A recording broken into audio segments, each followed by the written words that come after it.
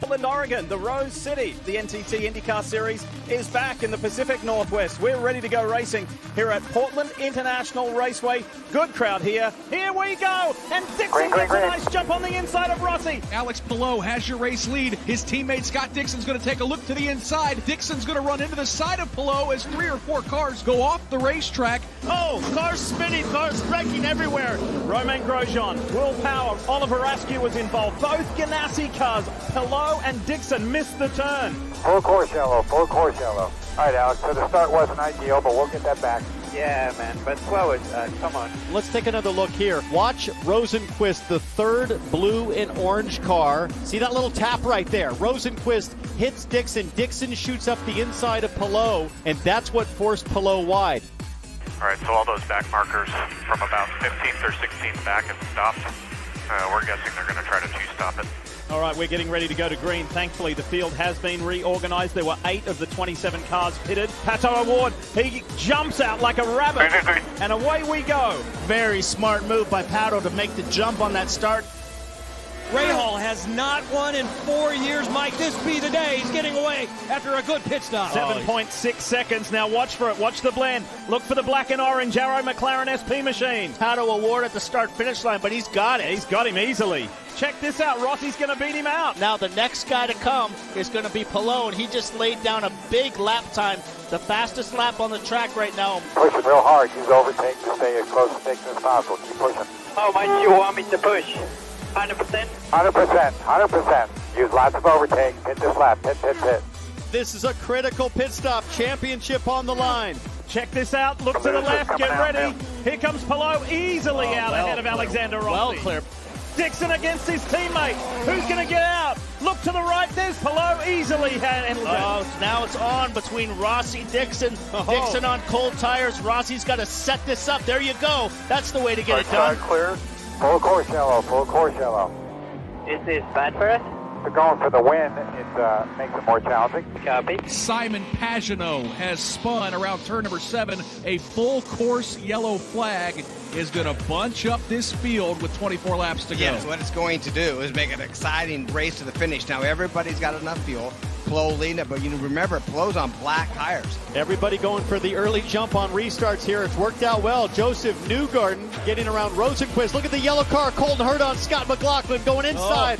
Big lockup, takes the position. McLaughlin hangs tough on the outside. Oliver Askew in the Hy-Vee Honda gets turned. Stalled it. Let it go. It's all you can do. So we're going to have another restart. Green. Palou went even earlier that time, getting a huge jump coming onto the front straightaway. Rossi's going to be getting frustrated here. All of the cars behind you are on red.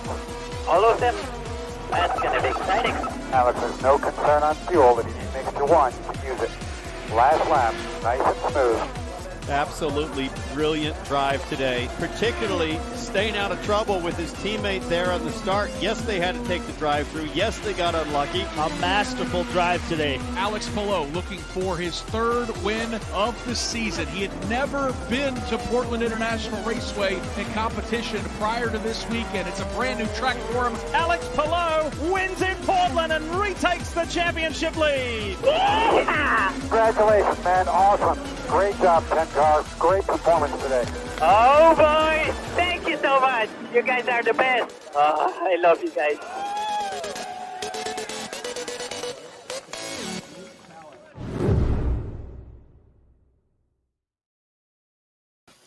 And that was your 2021 Grand Prix of Portland. But obviously we're going to, we may have a different winner coming up this weekend. Welcome to the 14th episode. Yes, 14th episode of the Push to Pass podcast.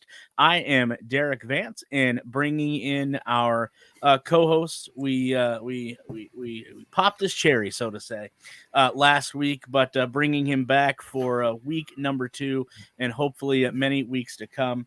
Josh Roberts is joining us. Josh, I'm not sure how much you got to catch of the Grand Prix of Portland last year, but a interesting race.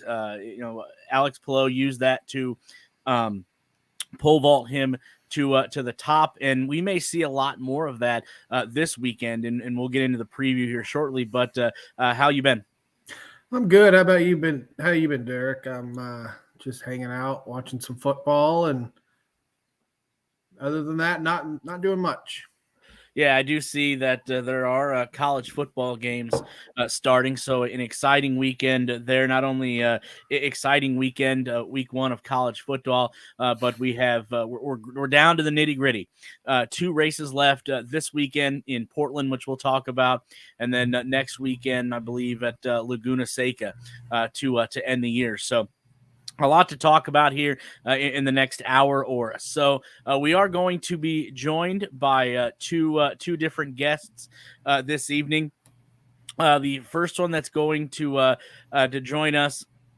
I had the opportunity to meet this gentleman down in Nashville. Can't wait to talk to him again. Mike Joachim, the co-host and founder of Pit Lane Parley, is going to be joining us to talk about this upcoming race this weekend in Portland. And then, as always, Mike from Burnout Sports and Burnout Bets is going to be joining us as well. But before we get to those, let's take a look, Josh, at what we have coming up here this weekend in Portland. So let's go to the preview of the Grand Prix of Portland, if I do my graphics correctly. But as we've noted here, the NTT INDYCAR Series is now winding down to just 2 races left. And Josh, I think it's safe to say that the championship race is definitely heating up as the IndyCar drivers find themselves this weekend in Portland. Actually, it's right outside of Portland, actually, in Vanport, Oregon, if anyone's ever been there, to the Portland International Raceway for the Grand Prix of Portland. The Portland International Raceway, 1.967 mile track, 12. It's a 12-turn road course. So we got the last 2 races of the year. Going to see road courses both at Portland. A bug flying around Portland and Laguna Seca. It's going to be 105 laps or 207 miles. The entry list just took a peek at that a little bit ago. Your regulars: Joseph Newgarden, Scott McLaughlin, Dalton Kellett, Pato Award, Elio Castroneves, Felix Rosenquist, Marcus Ericsson, Scott Dixon, Alex Palou. Will Power. Talking of Marcus Ericsson, Josh, you've seen the livery last year for Alex Palou, the PNC Bank Machine, familiar with Scott Dixon. Well, this year, Marcus Ericsson is going to have that same livery on his machine this weekend. So it's going to be interesting to see that. Not only are you going to see it, obviously, on Scott Dixon, but you're going to see it on Marcus Ericsson as well. Will Power, current points leader. Kyle Kirkwood, Graham Rahal, David Malukas, Connor Daly, Renus VK, Colton Herta, Alexander Rossi, Roman Grosjean, Devlin DiFrancesco. I finally got that one right. Christian Lundgaard, Jack Harvey, Jimmy Johnson, Takuma Sato, Simon Pagenaud, and Callum Ilott round out the entry list. Before we get into more of this, Josh, let's take a preview from one of the drivers participating in this weekend's race, and I think one that you are going to enjoy. All right, race weekend Portland. Excited for another shot in the Carvana Honda. I'm going back to a track that I really enjoyed driving at last year. We had a chance to test there last year. Sadly, not this, but I just got back from Laguna Seca.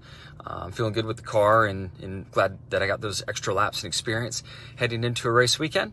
So excited for it. Looking forward to being in the Pacific Northwest, such a beautiful area of the country, and I can't wait to get out there and get racing. Thanks to your favorite driver there, Jimmy Johnson, in the number 48 Carvana Honda. To take a little bit of time to preview Portland. But for people that are unfamiliar, Josh, with the Grand Prix of Portland, the Portland International Raceway opened in 1961 on the former location of the city of Vanport, which was destroyed by a Memorial Day 1948. I can't think of anybody that I know alive in 1948 flood. The 12-turn 1.967 6.4-mile natural road course is relatively flat, but contains several spots for passing opportunities, including a quick chicane at the end of the front stretch, a hard-braking right-hand turn in turn 7, leading into a sweeping back stretch, and a 3-turn complex leading back into the front stretch. Famous driver Al Unser Jr., who won the first IndyCar Series race in 1984. In 1997, the race set the now current all-time record for the closest 2-car and closest 3-car finish in NTT INDYCAR Series racing history on a road course. Mark Blundell beat second-place Gil de Ferran by 0.027 of a second and beat third-place Raul Boschel by 0.055 of a second in a 3-wide finish. The push to pass, where you got the idea, the push to pass parameters, they're going to have 200 total seconds time with a max time of 20 seconds per activation. As for tire allotment, you're going to have the 6 sets of the primary black tires, 4 sets of the alternate red tires. Also, teams must use at least 1 set of primary and 1 new set of alternate tires in the race. And then also note that a 7th set of the primary black tires is available to any car fielding a rookie driver. As we did at the Open, Josh, the 2021 race winner was obviously Alex Palou in the number 10 PNC Bank Honda. Coincidentally, the pole winner for last year's race was that same Alex Palou in the number 10 PNC Bank Honda with a lap time of 58.7701 seconds at 120.360 miles per hour.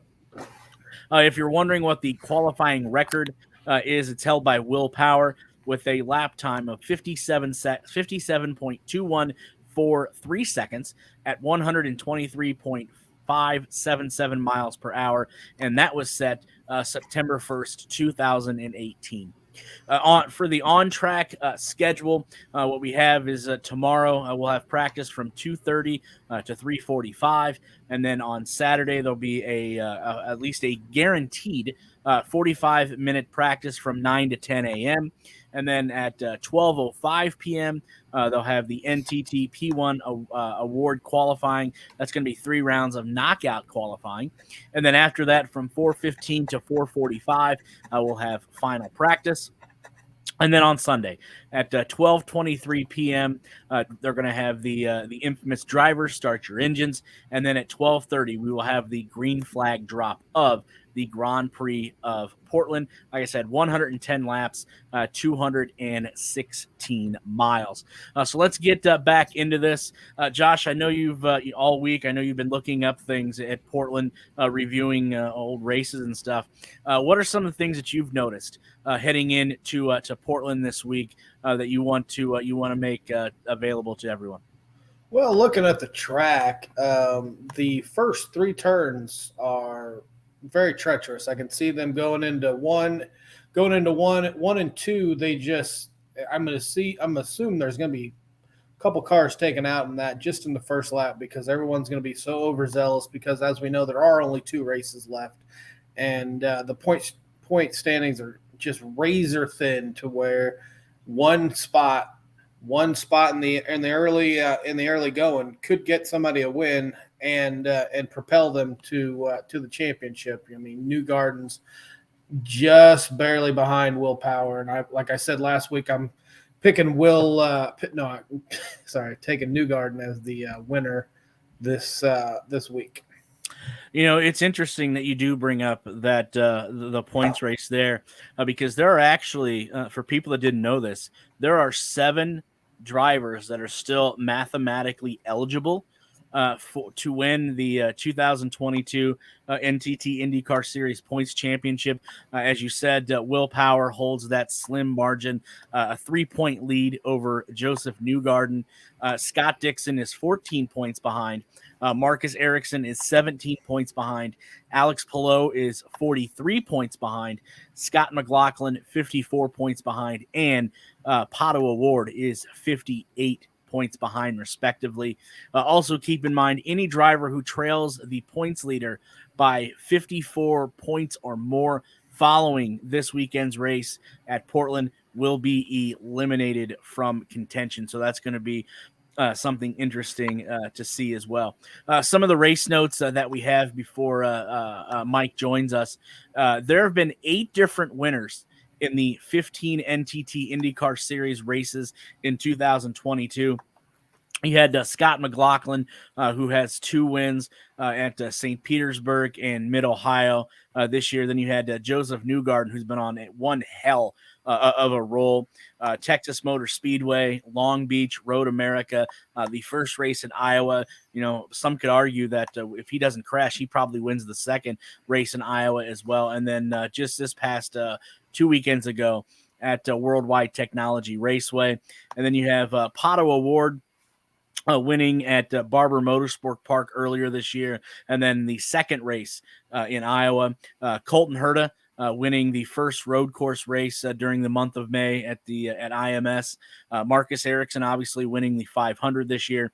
Then you had Will Power in Detroit, Scott Dixon in the streets of Toronto and Nashville, and then Alexander Rossi winning the second race that we had at IMS, the IMS road course earlier in the year as well. So we could see 9 different drivers.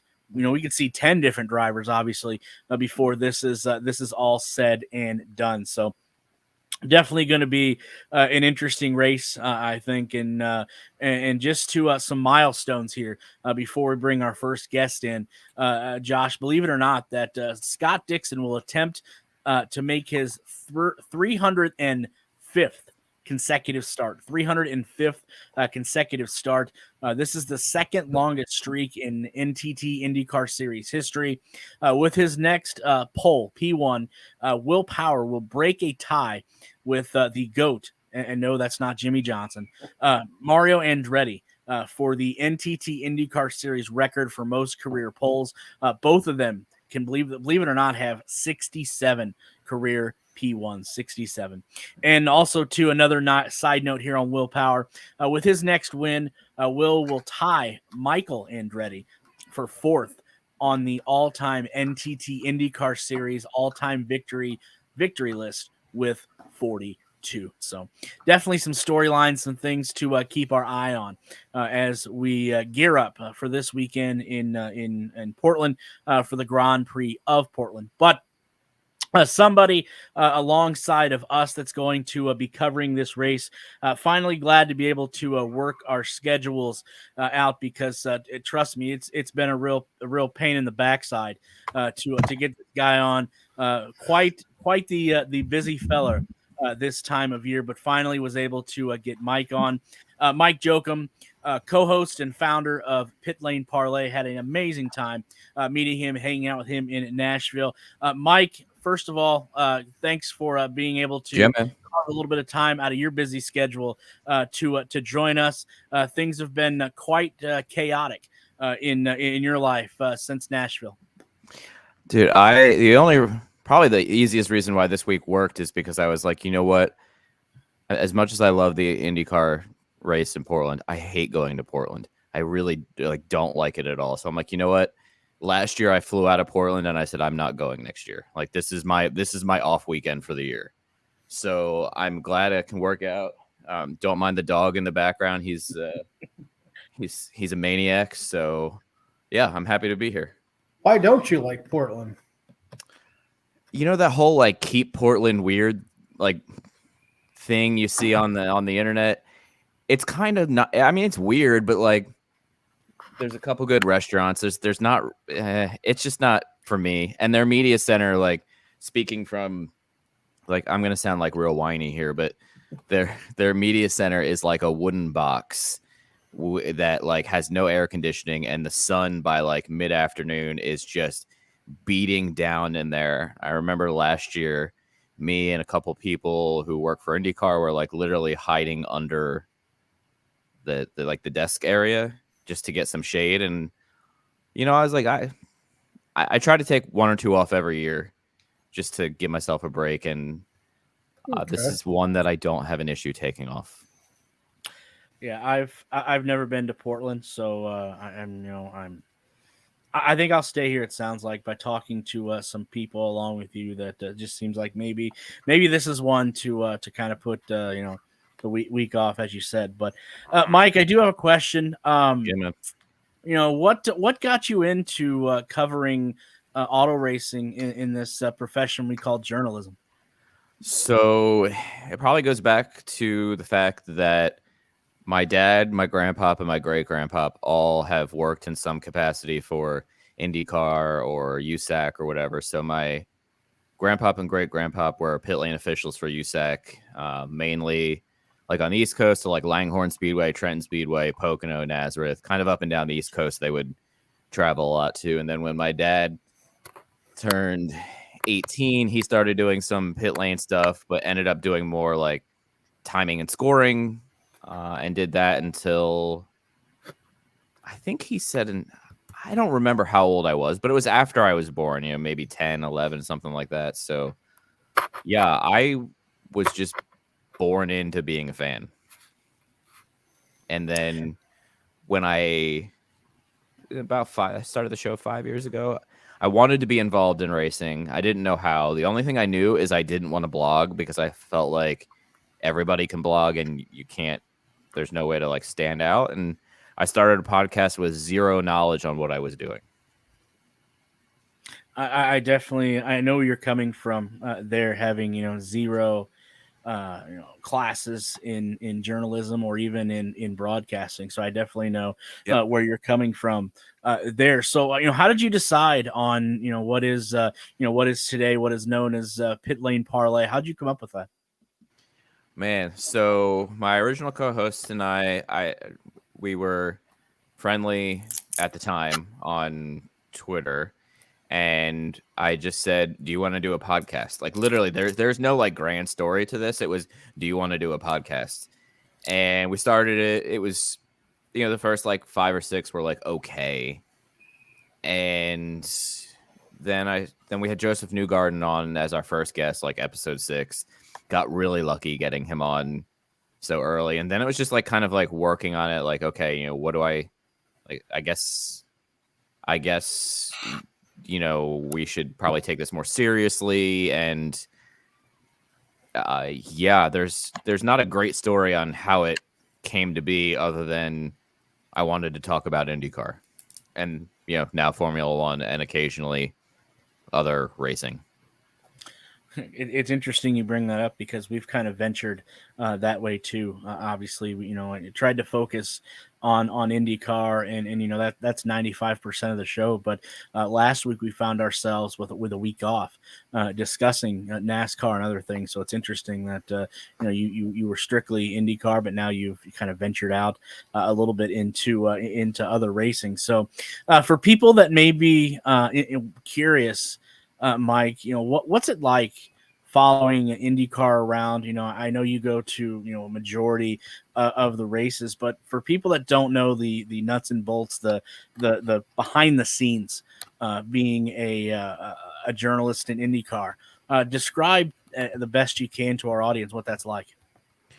It's a lot of waking up if I'm flying, it's a lot of waking up at 4 a.m. to get to the airport and sleeping on uncomfortable airport benches, and then a lot of running around all weekend. Is it doing interviews? Is it paying attention to something on track, or running back to the media center for a press conference, or jotting down notes so I can do an interview later on because I have some content partnerships with a few teams and whatnot. So like the weekend to me is just a lot of, okay, where do I need to be in the next hour, and figuring out like, okay, what time do I need to get up from my seat? And, depending on the track, like Nashville, it takes 25 minutes to walk anywhere. So it's how much buffer time do I need to build in to get there? And then what do I have right after that?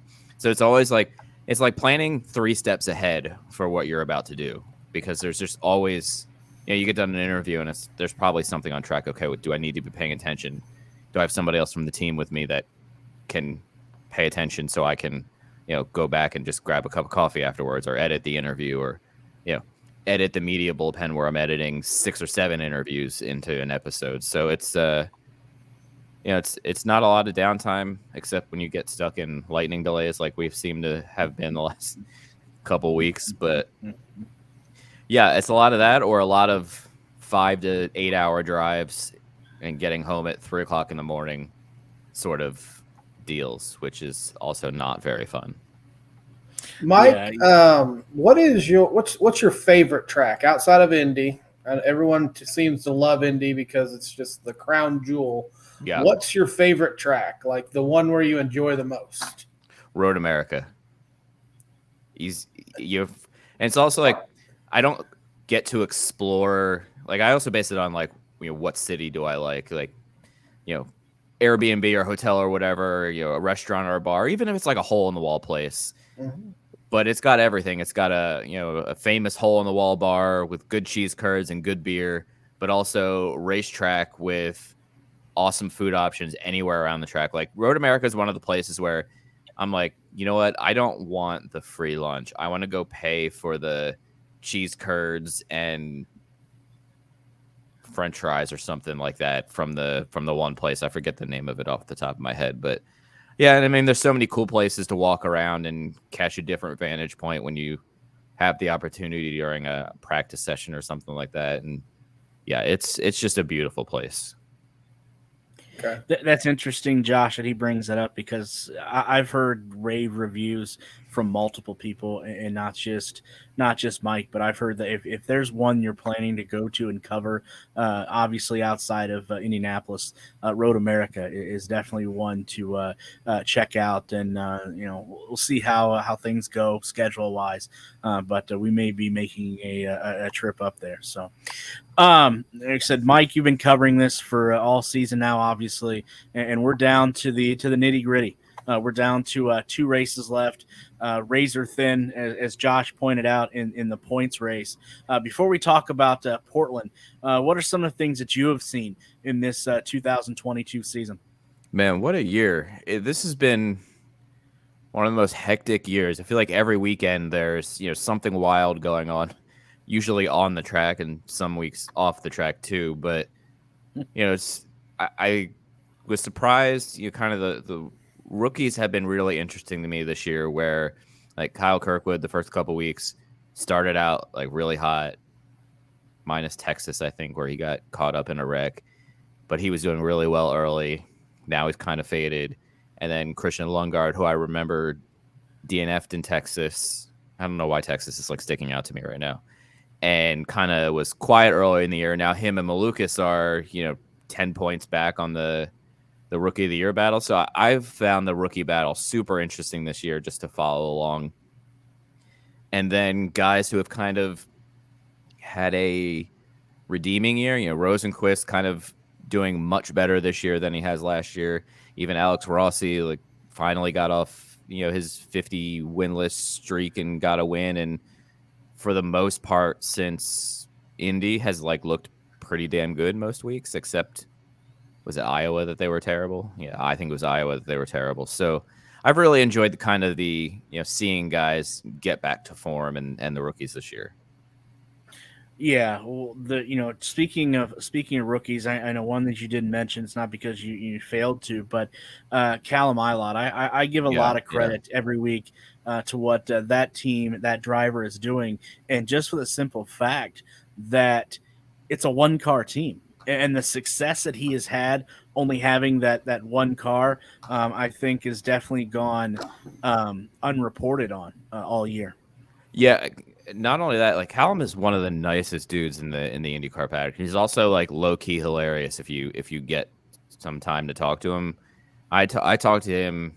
I've talked to him a few times this year, but last year in Portland, I interviewed him for the bullpen, and we talked so long IndyCar. I was like, yeah, he's got to move on and do other interviews now.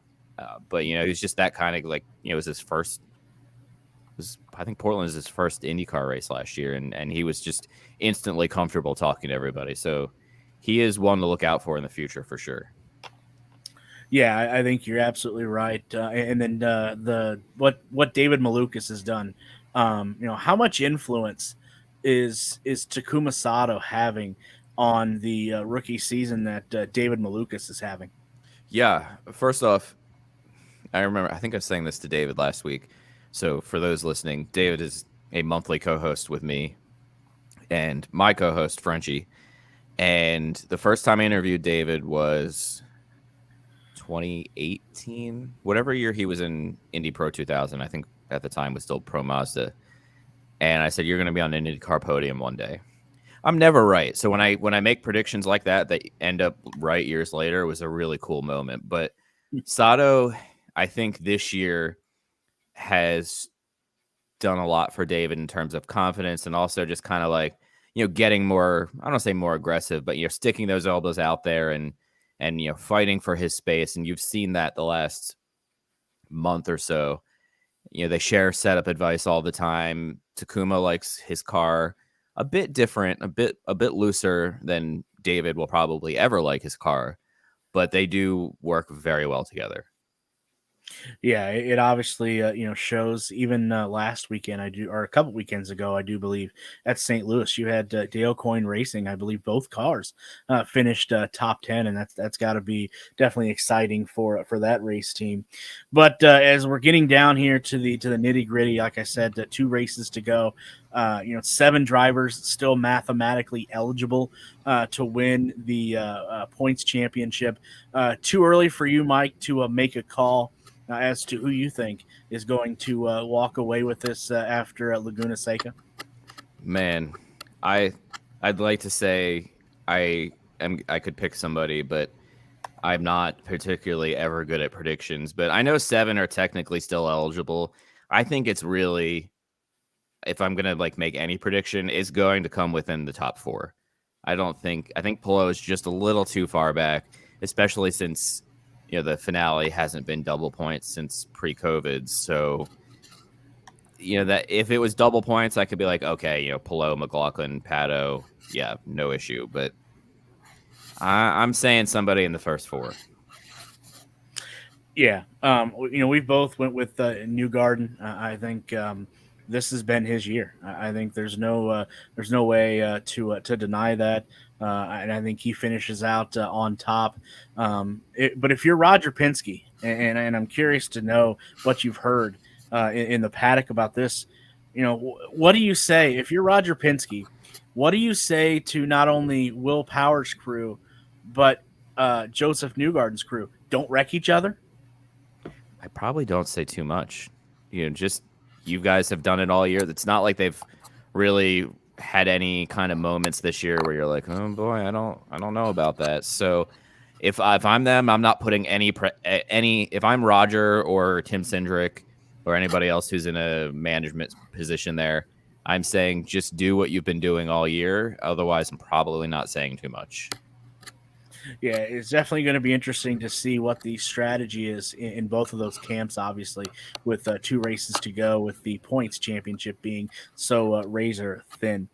We are in Portland this weekend. Mike, you want to give us a little bit of preview, what you foresee taking place in the great state of Oregon and in Portland this weekend? Yeah, so obviously I think the nice thing about Portland as a track is there are passing opportunities around the track. So you've got a little bit more room for error versus Laguna next weekend. But I think the big storyline heading into Portland every year, and every year we go there, is how many cars will survive turn 1. And that's that will make or break a championship contenders weekend and maybe season if you have, if you DNF on lap 1. Not saying they will. Last year you saw Palou and Dixon just decide hey, we're just going to skip turn 1. We don't want anything to do with this. We'll take the, 5-place penalty, drop just by slowing down to go off track. But Yeah, man. I don't like that's to me like the biggest part of the weekend is lap 1, turn 1, or a restart in turn 1 is managing where you are on track versus who's around you. Like how do you play it safe when there's nowhere to go? It's interesting, Mike, that you brought that up because at the top of the show, Josh mentioned that as well. Is turn 1, is that going to be where it makes or breaks somebody's season, especially when it comes to the championship contenders?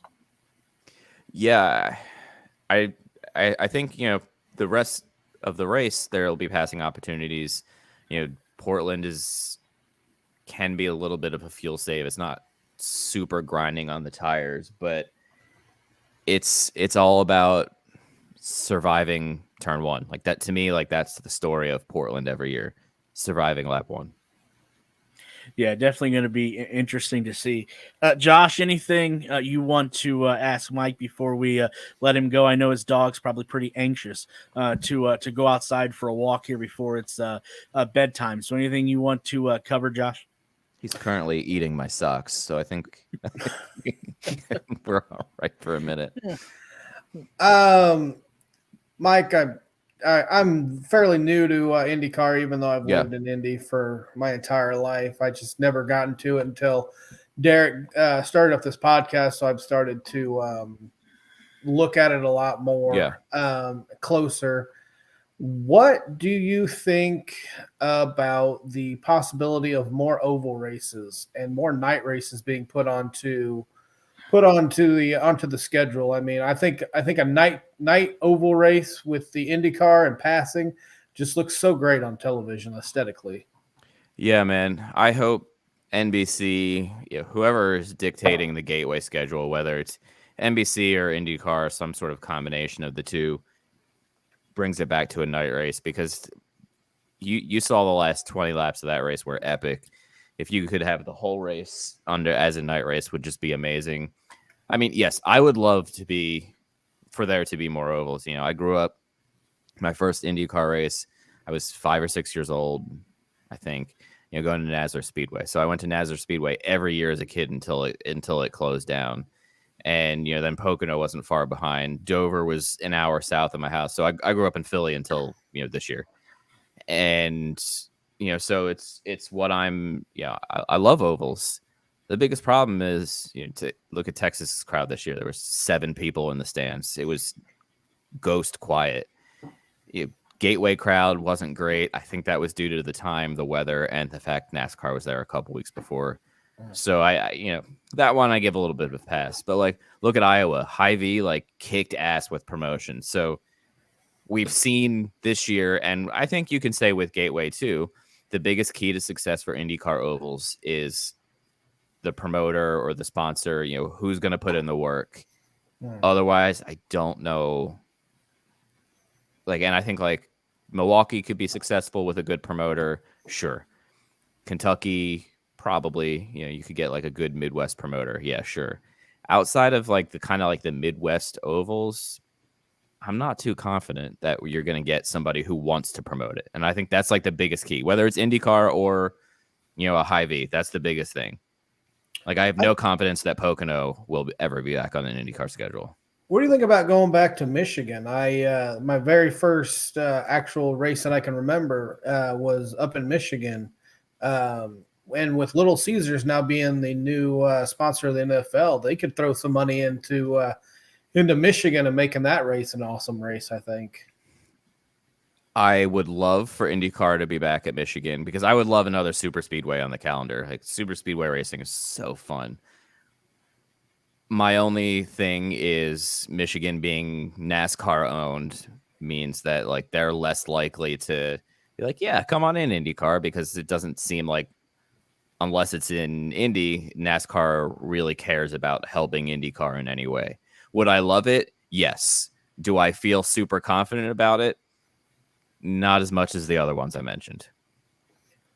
But Little Caesars as a promoter sounds like a really cool idea. Yeah, the Ilyich family that owns Little Caesars. They also own the Red Wings and the Tigers. they are really into building back up Detroit, and I know Okay. they'll be in Detroit next year. But I think Little Caesars would be a really good sponsor for that race up there also. Listen, I forgot that that family owned everything. So, I mean, that's a good case for, a good sponsor that has the funding to, throw $7-8 million behind a race weekend. I mean, you could bring in all kinds. You could bring in Detroit legends or Michigan legends. You got Kid Rock to do a concert. Eminem could do something. Bob Seger, something like that would be awesome for him. I think for a good weekend. Yeah, let's do it. Hopefully IndyCar's listening here. But Mike, I know your dog seems like he's getting, or he or she is getting awfully antsy. I know you do some amazing work, as we touched on earlier. Can you tell people where they can find that and follow you if they're not, heaven forbid, if they're not? Yeah, how dare you? No, just kidding. Totally fine. Go to, I think Twitter is like the easiest place, and just go to the podcast Twitter. It's at Pit Lane Parley, Parley. We post everything there. I probably won't do too much tweeting this weekend, but on a normal race weekend, for the most part, I'm pretty active on there, posting updates and whatnot. So, yeah, go check it out. Lots of cool stuff coming this off season that I, in our own silly season way, cannot yet talk about, but will be really exciting. He's actually going to define what a contract is. I'm kidding. I don't know. No, definitely not smart enough to figure anything like that out. No, but you know what? You're smarter than you say. But Mike, again, huge thank you for carving a little bit of time. Thank you, Mike. Yeah, no problem, guys. Out of your busy schedule, obviously, to join us. We'll definitely have to have you back, and hopefully we'll be able to cross paths here soon. If not, I guess we'll have to wait till St. Petersburg. You guys are both in Indy, right? Mm-hmm. Yep. Is anybody going to NHRA this weekend? Actually, I can't. He actually does the. He's closer to the Speedrome and does security there. So yeah, but I completely forgot that's this weekend. Yeah, I'll be there. I'll be there Saturday. Okay. So if anybody that's listening is going to be at NHRA on Saturday, feel free to shoot me a message and I will say hello. Yeah, and we'll. I know we've talked about maybe getting together this offseason. We'll definitely have to send me a spot message out and figure something out. But Mike, Sounds again, good. huge thank you. Definitely check him out this weekend in the rest of the 2022 NTT INDYCAR Series season. Mike, again, huge thank you, and we'll talk down the road. Thanks, guys. I'll see you later. Thanks, Mike. Bye. Good stuff there. Go check him out on Twitter. Give him a follow if you are not following him already. And like I said, heaven forbid that you guys aren't following him. Shame on you, because definitely putting out some great content over there at Pit Lane Parley. We will get into our next guest here. Should be coming in momentarily, and then also too, we do have some news and notes to finish off with. Just a spoiler. Good to see a new entry. Well, not a new entry, but another entry into Laguna Seca coming up at the end of the season.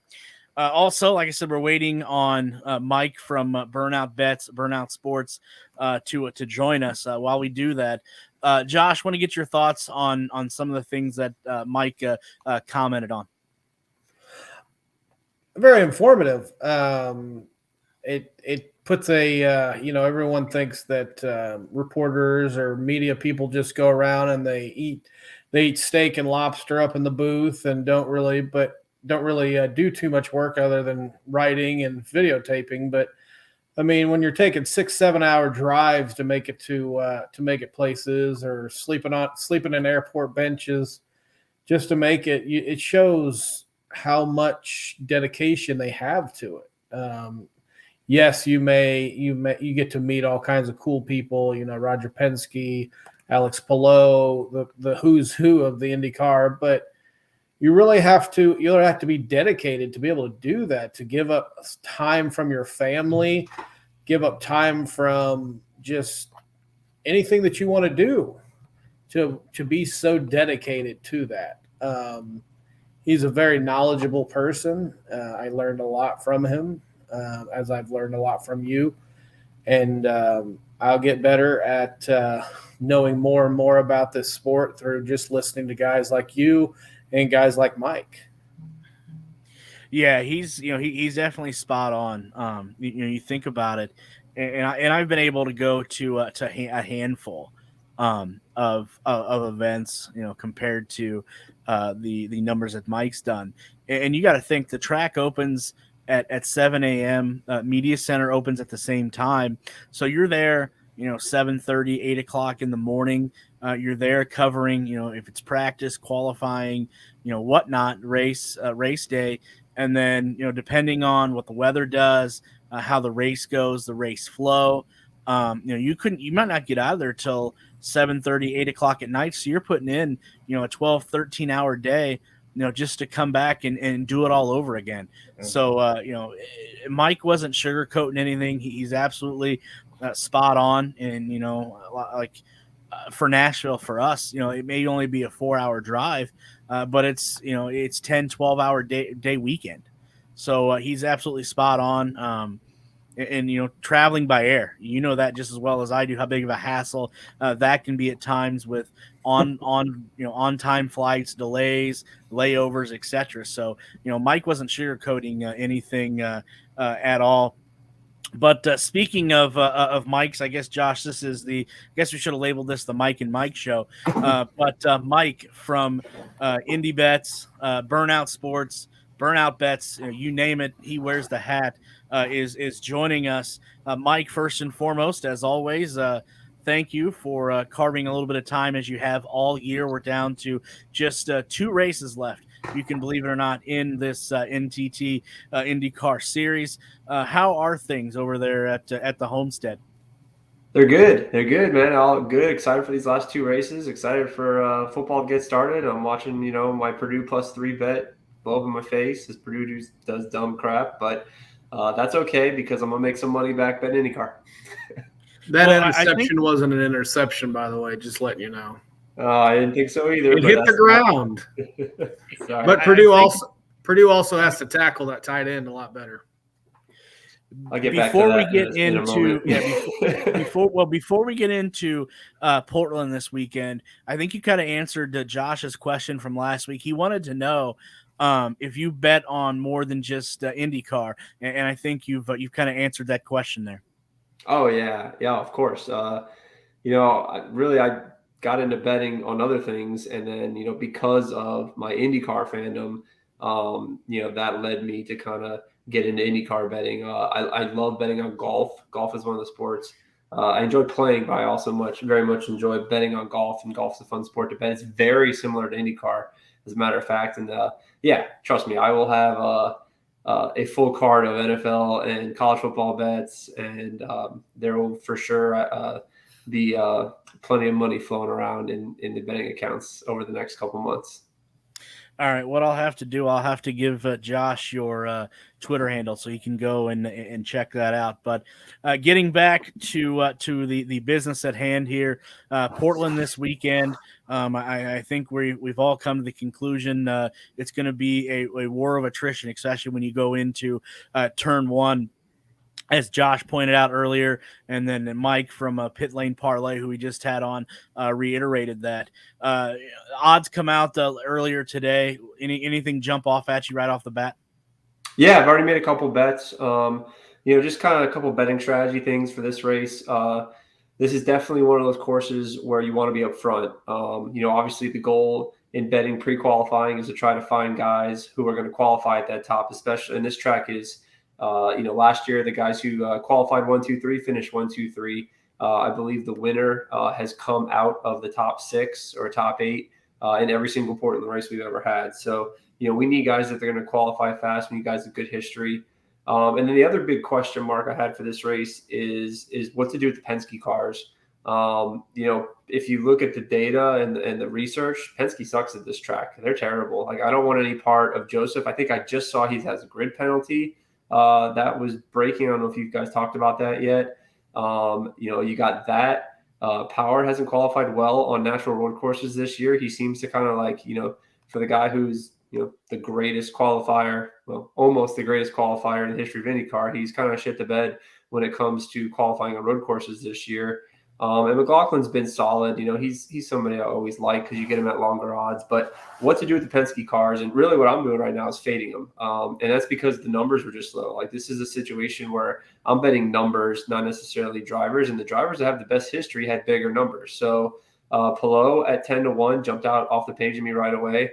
I know back a couple months ago, the plan was to fade Palou based on all the circus going on, but it seems to have not affected him, and he's a stud at this track. So Palou, if you can see top three and to win bets on Palou, I put some money down on him at 10-1.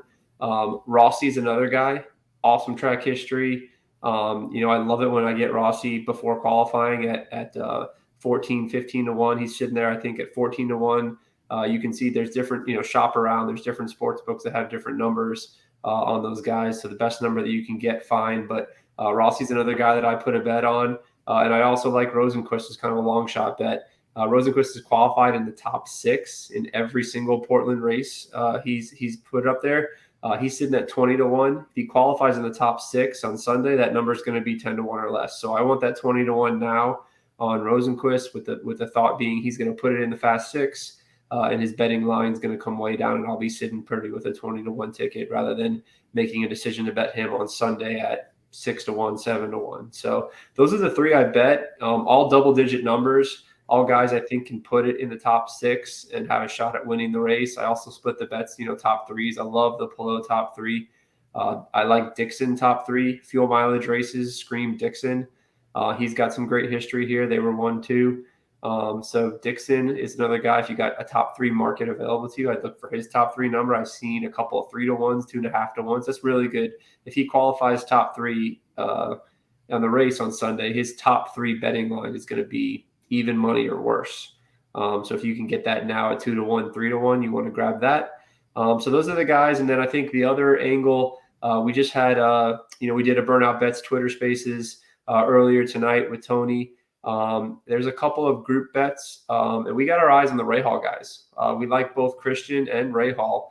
I put a little baby bet in on Graham at 40-1. I like both of them top 5, which is 5-1. I think those are good bets for both of those guys. Rahal should have won this race last year. He got screwed on a caution. He is running away with the thing. So at 40-1, he's been pretty hot lately. We obviously know I definitely have. He made me a ton of money last week or 2 weeks ago with all his matchup bets. So I think they're coming around the corner in the Rahal camp. So I'm gonna have my eyes on Rahal for matchups again and Lungar. So yeah, bunch of bets, bunch of stuff kind of jumped off the page. Even though I did kind of start off by saying like this is definitely a track you got to be careful with the pre-qualifying bets because we know this is IndyCar. These guys are all within a second of each other. Doesn't take much. If you're buried in the back of the pack going into turn 1 at Portland, you're in trouble. So you want to be at the top. So I'm going to save a little bit of most of my bankroll for Sunday after qualifications. I want to see what the Penske cars do. But ultimately, like I said, I like those numbers on Palou, Rossi, Dixon top 3, and Rosenquist. So I jumped on those. Here, we'll fix the Team Penske problem. Fade. I'm fading them. I'm absolutely fading them this weekend. I mean, I know where they're at in points, obviously, and with 2 races to go, I'm fading them. But the 3 locks that I have, you've already mentioned one, Alex Palou. I like Colton Herta, and I like Alexander Rossi. That's my 3 locks. People I think you need to keep an eye on that I don't remember you mentioned. I know you mentioned the Arrow McLaren SP guys, Ed Carpenter Racing. Keep an eye on them. Meyer Shank, Marcus Ericsson, David Malukas, and Callum Ilott. And then, like I said, I'm fading anything to do with Team Penske. I'm not huge on Rahal, Letterman, Lanigan Racing this weekend. Just not. Scott Dixon, I know he's the GOAT. I'm fading him too. And then Takuma Sato as well. But yes, Alex Palou definitely. I think he's probably going to be one of the most betted this weekend for sure. Yeah, look, it's all about the number. I mean, Palou sitting at 10-1 at Caesars right now. That's just a great note. Like, Palou should be sitting at the same spot as Herta, Dixon, McLaughlin. Like, there's no reason that McLaughlin should be 6-1 and Palou 10-1. So it's really about the value of the bet. Rossi 12-1 at Caesars. Yeah, Penske, I want to see it first. If I see, they tested here. And I'm sure there's a reason, they went and tested here last week is because they know that they weren't good at this track and they got their butts kicked last year and the year before. So, if anybody's going to figure stuff out, it's Penske. They got this, they pay them, they got the biggest budget. They got the smartest guys. So I'll keep an eye on that. I think I'll save those Penske bets for maybe on Sunday if they do qualify well. But already with Joseph getting the grid penalty, if that's accurate, and Power, I don't expect him. He's made mistakes qualifying on these courses. So yeah, look, I want to jump on those bigger numbers. The goal of betting before qualifying is to get these big numbers in my pocket. So that just opens my betting card to do a bunch more stuff on Sunday. If I've already got Palou 10-1, he puts it in the top 3. Rossi 12-1, and then Rosenquist. But yeah, most of the other guys you mentioned, like I'm off of Lucas this week. He's been just middling to okay on the road courses. He's that he was great on the short oval, okay. But if he gets a lot of attention in maybe the head-to-head market, I'll probably be on the other side. It'll depend on who he's against. But like if you showed me Ray Hall versus Malukas at even money or minus 110, I would go and grab Ray Hall with that for sure. So it all depends on, betting is about the numbers sometimes, not the drivers. So this is kind of the direction I'm going this week when they lay these numbers out there. And look, I think Herta's okay too. Herta's sitting at Caesars 8-1. I saw him in another book. I think DraftKings had him at 9 or 8.5-1. That's a high number for Herta, who's got some good history on this track as well. So if you're, you can't bet them all. You got to kind of pick and choose. I went with the bigger numbers, but Herta was definitely had my eye as well.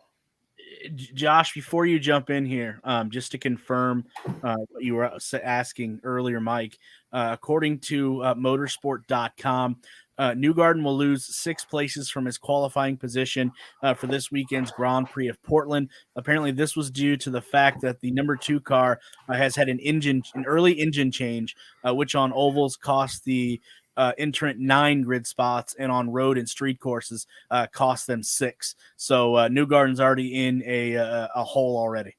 Yeah, that's a killer. You can't bet him at Portland with that happening. Because you need to be up front. That's what the history shows us. So there's no way I'm going to touch him at 4-1. And I'm going to wait. I'll wait to see if he qualifies. If he qualifies on the pole, and then maybe think about backing it up. But usually the sports books don't know about these grid penalties and they screw this up. So if you get Newgarden, you might get some matchups where you get some. Somebody qualifies 1 or 2, or let's say he qualifies 1 or 2, but we know he's going to start 6 or 7 because of the grid penalty. We can. If you're fast on Sunday, you can grab that and get a really good number against him. Josh, I know this is your wheelhouse. Anything you want to wrap this up with, Mike?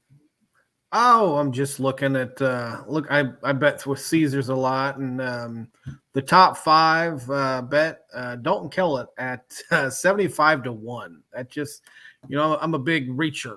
I mean, would it be silly to put $10 on him? Just 75-1, just top 5. That's all he has to do is top 5.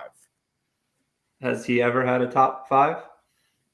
You never know. I mean, this could be the weekend. $10. Let's see. Let me go to the top $750. Let me take a peek. Well, while you do that, Josh, keep this in mind. Along with the penalty to Newgarden, the aforementioned Dalton Kellett will receive a grid penalty as well this weekend for the same reason. So that 75-1 may shoot up more. Okay, well then I'll go with Jimmy Johnson, who's also 75-1. My favorite. I was just gonna say, I'd rather, if you want to play with the 75, I'd rather go the Jimmy direction and see if he can just kind of, hey, half the field could crash out on turn 1. We get a couple restarts. Chaos happens. He put it in the top 5 kind of just by cruising in the back before. It is a fuel save race. Like, there you go. So 75-1 Jimmy, 60-1 Delvin, and then obviously it gets lighter there. So there you go. You can throw a couple bucks that way. Yeah, but what really did jump out until you guys told me about the No, actually, that's Newgarden that has penalty. How is Alex Palou a 10-1 after he was the winner of this last year? I would figure he would be bet higher than that. They're making the odds based on the points in the championship for the most part, and some history. But yeah, it jumped right out at me. I don't know. I think it's wrong, which is why I bet it. So when you see numbers that you think are wrong, that's where you jump, and that's how you long term you get. You're looking for expected value. So the more EV you can get, you jump on it and you hope it hits. So they've done the same. The books have done the same thing with power all year. It hasn't really translated into wins. It's translated into polls with some great numbers, which have allowed me to make money elsewhere on top threes and other win bets. But yeah, power usually gets too high a number for a guy that qualifies so well. And yeah, I think this is kind of a mistake with Palou. I don't know why it's 10-1. I would have expected 6, 7, 8 range. So give me the 10 all day. And same thing with Rossi. With Rossi's track history here. Rossi. And then, they also, I think the sports books don't really pay attention to know the difference between ovals. Newgarden just won the oval. It's a totally different ball game. And, if you're an IndyCar fan, you follow the sport, you follow racing, you can kind of combine those two. It's all about, it's about information and numbers. And the more you have of that, you have an edge over trying to get an edge over the sports book. Okay. So definitely go out and put money on Palou this weekend is basically what Mike is saying indirectly. But Mike, I'm sure you and Tony and everyone over there at Burnout Sports, Burnout Bets will have a Twitter space again before Sunday's race.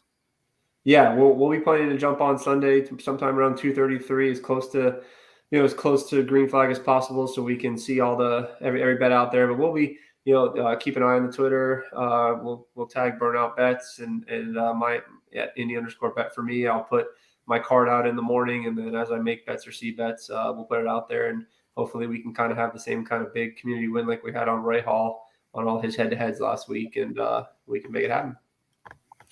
Mike, good stuff as always. Glad that you've been able to join us all season long. Look forward to not only finishing up the last 2 races we have here, but like we said, we have college and NFL football coming up. Let's make some money there as well. Mike, again, huge thank you. And where can people find you if they have not found you already? Yeah, keep an eye. Like I said, Burnout Bets. It's at Burnout Bets on Twitter, and then at Indy_bet. You see it flashing on the screen there. That's everything. I'll put up everything there. Feel free to send me any messages. I try to respond to most everything I get when people ask questions about IndyCar betting. And the more people we can get betting, the better. Kansas just opened up for betting this week. That's another huge market. Indiana's dropping like a couple $100 million a month in sports gambling. If you look at the numbers coming out of there, so it's blowing up. I think 30-something states now. My hope is that IndyCar is just something big on the menu. We still got a long way to go for IndyCar sports betting to get mainstream, and hopefully the more we can talk about it and make people a little money here and there, we can get excited about it. And I think it makes IndyCar more exciting. Yeah, absolutely. Again, Mike, huge thank you for joining us. Good luck this weekend, and we look forward to see what you got for us. All right, guys. Have a good night. Thanks, Mike. All right, good stuff there. Make sure you check Mike out on social media if you want to win some scratch, as the great Dan Dockich would say. Go check out Mike over there on Twitter, Burnout Bets and Burnout Sports.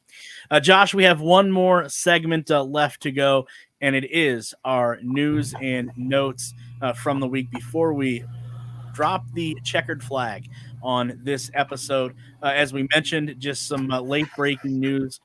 Mike from Burnout Bets, Burnout Sports.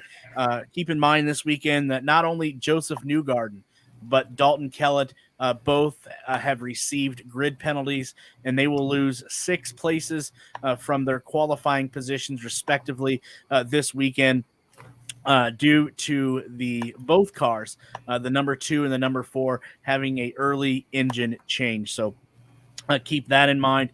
And then also, too, I know we teased this earlier in the show, but this is a great story taking place. Peretta Autosports was able to this week to bring on Turn On Green announces sponsorship with Paretta Autosport for IndyCar's Firestone Grand Prix of Monterey. Again, aka Luna Seca. Turn On Green, a green energy technology and power supply company and subsidiary of BitNile Holdings Incorporated, announced today, this was this week, that it will be the primary sponsor of the number 16 Paretta Autosport Chevrolet for the upcoming Firestone Grand Prix of Monterey on September 9th through September 11th.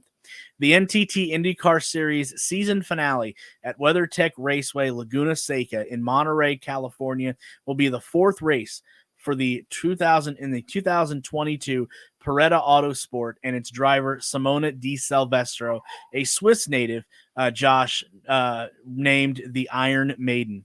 Paretta Autosport is the only female-owned, female-driven, and female-forward team in the NTT IndyCar Series, continuing the legacy that started at their groundbreaking 2021 Indianapolis 500 effort with a team comprised of more than 65% women, including the over-the-wall crew members. The team continues to inspire diverse interest in STEM through racing. And then here is a couple quotes here before we get on out of here. We are pleased to have Turn On Green come on board as our primary sponsor for the NTT IndyCar season series finale, which enabled us to add one more race to our 2022 calendar, said Beth Paretta, CEO and team principal of Paretta Autosports. Adding a fourth race this season will not only strengthen Simona's and our team's breadth of knowledge and experience, but will reinforce our goal of continual growth as we look towards an even more robust 2023. So glad to see, Josh, that Paretta Autosport was able to add one more race to their season, the season finale there at Laguna Seca. But good stuff here, I think, tonight, Josh. Great knowledge. Huge thank you to both Mikes. Mike from Pit Lane Parley for joining us and previewing Portland along with us. And then Mike from Burnout Sports, Burnout Bets at Bet IndyCar for dropping the latest sports book numbers and who to look out for this weekend. Josh, any closing remarks before we drop the checkered flag? That car, the paint scheme on that thing is very fire, very nice. Whoever created that paint scheme, top notch. I am looking forward to watching the race this coming weekend. Got to work till 2, but then the race doesn't get on until 3:30. So I will be watching it on Peacock because I have that when I have Xfinity. And I'm excited. Going to put some bets down probably after after I find out qualifying. I just put a bet down about 5 or 6 minutes ago while we were on the air. It was not that long shot bet, but I did find something that I liked, and hopefully it pans out for me, and I'll let you know if it does pan out after the race. Yeah, absolutely. I think I'm going to do the same. I'm looking at probably about $10 or so on Palou. I think he dominated. Well, obviously Graham Rahal dominated last year, and if it wasn't for a mishap there, Graham won the race, but Alex Palou picked it up and ran with it and finished first. So I think that's where I'm going to be looking to put my money towards this weekend is Alex Palou. Josh, before we go, you want to give us a race winner? I am going to go with Palou. I think he pulls off the win. He's going to, but I think Newgarden is going to come in a close third with Scott Dixon coming in second. Interesting. Can't wait to see how that plays out. That'd be a lot of ground to make up there for Newgarden. Turn one's going to be turn one's during restarts and during the start of the thing. I guarantee you, cars are going to go out. Yeah, definitely going to be the turn to watch when the green flag drops. But first, again, huge thank you as I reiterated to Mike Joachim over there at Pit Lane Parley for joining us, and then also to huge thank you as always, as he has done all year, Mike from Burnout Sports. Burnout Bets at Bet Indy. Over there on the Twitter machine for joining us as he has all year and given us the insight to gambling, and hopefully he has won you some money. And then also too, a huge thank you to Josh as always for joining us. I believe this could be his last show of the year. I know he's got a prior engagement next week, so maybe he can make it for the wrap-up show. We'll have to see how schedules play out. So a huge thank you to him for joining us as well. So that does it for episode number 14. We'll be back next week to take a look at and recap what we're anticipating as an exciting race there at the Grand Prix of Portland. So for myself, Josh, and everyone else here at the Push to Pass podcast, we will see you in the next episode. Bye.